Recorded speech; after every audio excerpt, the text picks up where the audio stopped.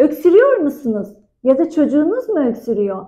Şimdi size 7 çeşit öksürükten bahsetmek istiyorum. Seslerini de dinleteceğim. Pür dikkat, lütfen beni dinleyin. Eğer çocuğunuz köpek havlar gibi öksürüyorsa ve karşınızda nefes almakta zorlandığını görüyorsanız bu kurup öksürüyor olabilir. Şimdi dinleyelim. Gördüğünüz gibi kurup öksürüğü son derece kaba ve köpek havlamasına benzer bir öksürüktür. Balgamlı öksürük. Eğer ıslak, balgamlı ve balgam çıkartır tarzı öksürük varsa bu bildiğimiz üst solunum yolu enfeksiyonlarının hepsinde gözlenebilen bir öksürüktür. Yani nezlede, soğuk algınlıklarında biz bu öksürüğe denk gelebiliriz. Şimdi öksürüğümüzü dinleyelim. Gördüğünüz gibi ıslak ve balgamlı. 3. Çocuğunuzun gece kuru öksürükleri varsa, uyku esnasında oluyorsa, nöbetler halinde ise ya da herhangi bir fiziksel aktiviteden sonra öksürükleri oluyorsa bu kuru öksürükler astım belirtisi olabilir. Mutlaka doktora gitmelisiniz. Şimdi kuru öksürük sesini 4.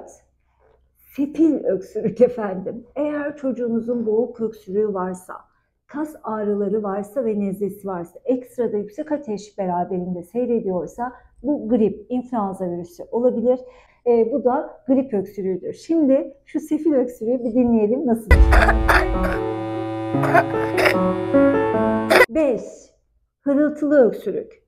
Çocuğunuzda ya da bebeğinizde hırıltı, ıslık sesi, gürültü ve aynı zamanda hızlı nefes alıp verme varsa bu bronşiolit olabilir. Wheezing dediğimiz bronşiolit atağında görülen ıslık sesine benzeyen tipik bir öksürüktür. Bir dinleyelim isterseniz. Evet, duyduğunuz gibi wheezing. Bu sesi duyduğunuz zaman hiç bekletmeyin. Çocuğunuzun nefes darlığı var, hava yolları dar demektir, nefes alamıyordur. Hemen bir acile başvurun efendim. 6. Boğulmacı öksürüğü. Çocuğunuz peş peşe boğulur tarzı öksürüyorsa biz tıp dilinde paroksismal deriz. Yani bir nefes alma esnasında neredeyse 20'den fazla peş peşe öksürükleri oluyorsa, hatta bu kadar peş peşe öksürdükten sonra biraz kusma da olur küçük bebeklerde. Bu boğulmacı öksürüğüdür. Şimdi bir dinleyelim isterseniz. Evet, duyduğunuz gibi boğulmacı öksürüğü böyle peş peşe gelen bir öksürüktür ama 6 aylıktan küçük bebeklerde hastaneye yatış gerektirir. Muhakkak doktora götürmemiz lazım. Normalde aşısı da var biliyorsunuz. Sağlık Bakanlığı normal aşı takvimi içerisinde. 7. En kötülerinden. Zatürre öksürüğü, yani kötü sesli öksürük. Eğer bu öksürük ıslak, balgamlı, yoğun, geceleri uykudan uyandırıyor, yüksek ateş de varsa ama her zaman yüksek ateş olmayabilir, pnömoni zatürre olabilir. Tabii pnömoni zatürrelerde nefes darlığı eşlik eder ya da etmez, ateş eşlik eder etmez.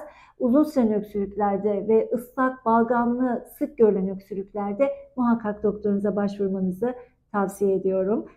Dinleyelim bu öksürüğü. Efendim, öksürük demeyin. Basit, gribal ya da nezleye bağlı öksürük olabileceği gibi zatürreye giden ya da çok ciddi hastalıkları, hatta yabancı cisim kaçmasına kadar giden öksürükler olabilir.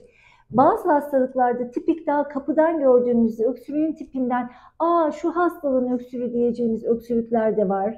Ve ben size burada öksürük tiplerini ve seslerini dinletmeye çalıştım. Sizlerin dikkat etmeniz gereken, sizi huzursuz eden, çocuğunuzda nefes darlığı yaratan uzun süren öksürüklerde muhakkak bir doktora başvurmanız. Kendinize çok iyi bakın. Sağlıklı günler diliyorum.